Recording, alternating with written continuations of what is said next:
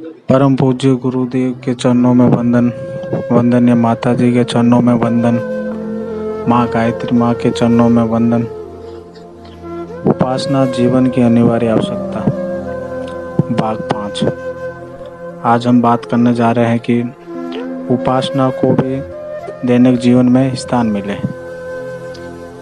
आस्तिकता की मान्यताओं को सुस्थिर रखने के लिए उपासना की अनिवार्य आवश्यकता है। स्थूल वस्तुएं हर समय आँखों के आगे उपस्थित रहती है और उनका अनुभव इंद्रियों से बार बार होता रहता है, पर जो सूक्ष्म है, अदृश्य है, उसका यदि विशेष रूप से स्मरण न किया जाए तो उसका विस्मरण हो जाना आवश्यक है।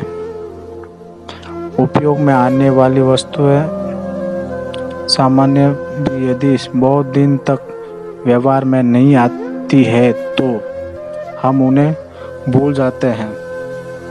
मनुष्य का स्वभाव ही भुलक्कड़ ढंग का है। यदि ऐसा न होता तो उसके मस्तिष्क में पुरानी स्मृतियाँ इतनी अधिक भरी रहती कि नई बातों को सुनने समझने का स्थान भी न बचता। यह भुलक्कड़पन उन बातों पर तो बहुत ही अधिक प्रभाव डालता है जो सामने नहीं है, दिखती नहीं तथा इंद्रियों द्वारा अनुभव में भी नहीं आती। ईश्वर भी ऐसी एक अदृश्य सत्ता है जो न तो इंद्रियों के अनुभव आती है और न आँखों से दिखती है। ऐसी दशा में आमतौर से लोग उन्हें भूले रहते हैं। यूँ कहने को तो हम सभी ईश्वर को जानते हैं और मानते हैं, उनके संबंध में बहुत कुछ पढ़ते और सुनते भी हैं, किंतु वह मान्यता एक धुंधली सी छाया बनकर मस्तिष्क के किसी कोने में पड़ी रहती है। इतने मात्र से आस्तिकता का उद्देश्य पूरा नहीं हो सकता। कुविचारों को रोकने और कुकर्मों पर अंकुश रखने के लिए ईश्वर की एक स्पष्ट स्मृति हमारे हृदय पटल पर अंकित रहनी चाहिए और उसका वैसा ही स्मरण रहना चाहिए जैसा हमें अपने घर में रहने वाले निकट कुटुंबी परिजनों का रहता है। इसके बिना ईश्वर का भय एवं प्रकाश हमारे अंतःकरण में स्थिर न रह सकता। आस्तिकता का उद्देश्य तभी पूरा हो सकता है जब ईश्वर को हम सहचर के रूप में अनुभव करें। कुविचारों का अवसर आते ही, कुकर्म की इच्छा जगते ही भगवान हमारे आगे धर्मोपदेशक के रूप में, न्यायाधीश के रूप में, पुलिस अधिकारी के रूप में उपस्थित हो सके तो ही यह संभव है कि कुमार्ग पर बढ़ते हुए हमारे कदम रुक सके। सन्मार्ग पर चलने की जब आकांक्षा उठे और सामने प्रस्तुत कठिनाइयों के कारण मन आगे बढ़ने में हिचकिचाए, तब भगवान का स्वरूप उत्साह बढ़ाने वाले, प्रेरणा देने वाले और समर्थन करने वाले के रूप में सामने आना चाहिए। हिम्मत बढ़ाने वाला कोई उत्साही व्यक्ति साथ हो तो मनुष्य बहुत कुछ कर गुजरता है। यदि सन्मार्ग के पथ पर प्रस्तुत कठिनाइयों को कुचलते हुए आगे बढ़ जाने का प्रोत्साहन भगवान की ओर से प्राप्त होवे तो मनुष्य क्या नहीं कर सकता। परमात्मा का मूर्तिमान रूप हमारी आँखों के आगे विचरता रहे, वह अदृश्य सत्ता हमारे साकार रूपों में प्रस्तुत परिलक्षित दिखे तो ही यह संभव है कि अधर्म का परित्याग कर धर्म को दृढ़तापूर्वक पकड़े रहने के लिए हमारी मनोभूमि खरी उतरे। अदृश्य परमात्मा को दृश्य रूप में साथी और सहचर के रूप में अनुभव करते रहने का महान कार्य उपासना द्वारा ही हो सकता है।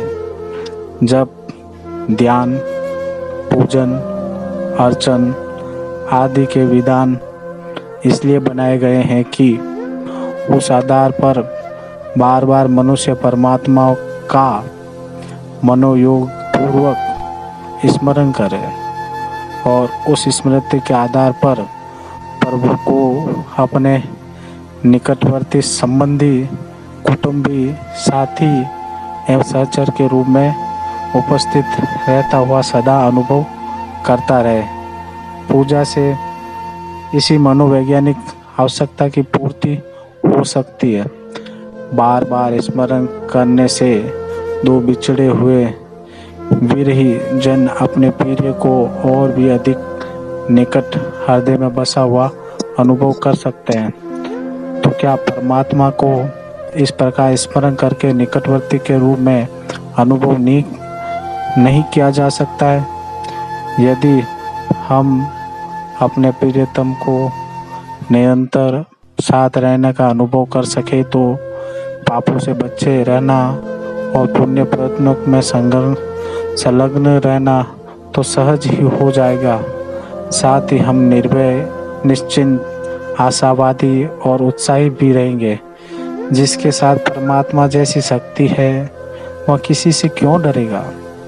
भय, चिंता, शोक, निराशा का उसके लिए क्या कारण शेष रह जाएगा? उसे अपना भविष्य उज्जवल और भाग्य प्रकाशपूर्ण क्यों न दिखाई देगा? ऐसी व्यक्ति बुरी परिस्थितियों को क्षणिक एवं अपने सुधार के लिए लगी हुई एक हल्की चपत मानकर सदा प्रफुल्लित, संतुष्ट और आनंदित रह सकता है।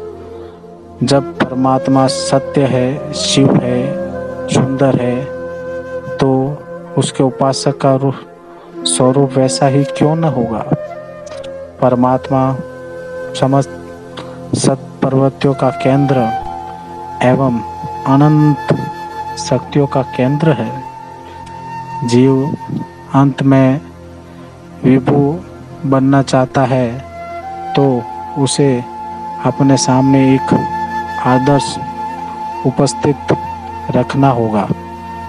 बड़ी बड़ी इमारतें बनाने वाले इंजीनियर पहले उसका नक्शा या मॉडल बनाते हैं और उसी के आधार पर अपना निर्माण कार्य प्रारंभ करते हैं।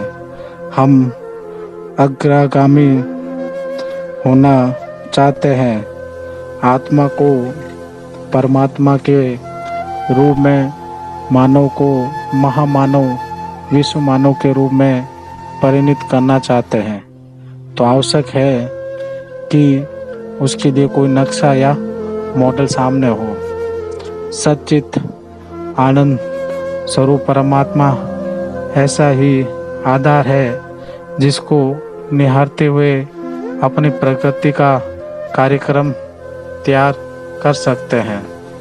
कहते हैं कि ब्रक नामक मक्खी झिंगुर को पकड़कर अपने घर ले आती है। झिंगुर उसकी गुंजाइश सुनता है और रूप देखता रहता है। फलस्वरूप धीरे धीरे वह इस तन्मयता के आधार पर अपना झिंगुर स्वरूप बदलकर ब्रह्म के रूप में कायाकल्प कर लेता है। पुरानी धर्म पुस्तकों में कीट ब्रह्म का यह दृष्टांत जगह जगह मिलता है। बात यहाँ तक सच है कि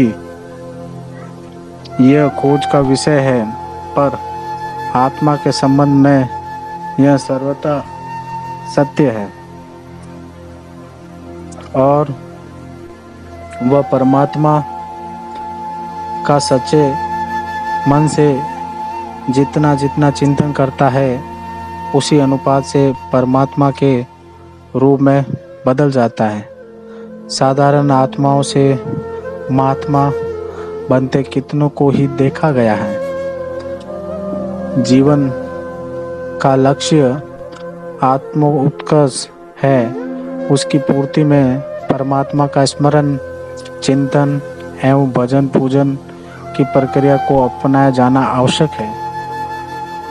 ईश्वर और जीव की निकटता एक दूसरे के रूप में परिणत होना जिस मानसिक तत्व के आधार पर संभव हो सकता है उसका नाम है प्रेम भक्ति। मनुष्य के हृदय इसी गोंद के आधार पर चिपकते और घनिष्ठ होते हैं। परमात्मा और आत्मा की एकता भी इसी तथ्य पर निर्भर है। भौतिक पदार्थ नाशवान है, सन पर बनते बिगड़ते रहते हैं। जीवों का भी यही हाल है। वे भी अपने रुचि और परिस्थिति के अनुसार आंखें बदलते रहते हैं। इसलिए उनसे सच्चा और चिरस्थायी प्रेम निभ नहीं सकता।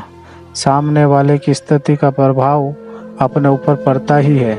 इसलिए प्रेम की साधना करने वाले को ऐसा आधार खोजना पड़ता है जो अपरिवर्तनशील एवं उस संभावना से ओतप्रोत है। इस विश्व में परमात्मा ही एकमात्र ऐसी वस्तु है जो मानव जीवन को सर्वश्रेष्ठ रसानुभूति प्रेम भावना की अभिवृद्धि में सहायक हो सकती है। भक्ति भावना अपने आप में एक विभूति है और जिसे इसका एक कण भी प्राप्त है या इसे एक कण भी प्राप्त हो गया है वह धन्य हो जाता है। इस भक्ति साधना का अभ्यास भी उपासना की पूजा अर्चना द्वारा ही संभव है। आस्तिकता के अगणित लाभों का उठाया जाना तभी संभव हो सकता है जब उपासना को दैनिक जीवन में नियमित एवं निश्चित रूप से निरंतर करता रहना चाहिए। केवल ईश्वर है इतना मान लेने मात्र से उस मान्यता के द्वारा कुछ महत्वपूर्ण प्रयोजन सिद्ध नहीं हो सकता।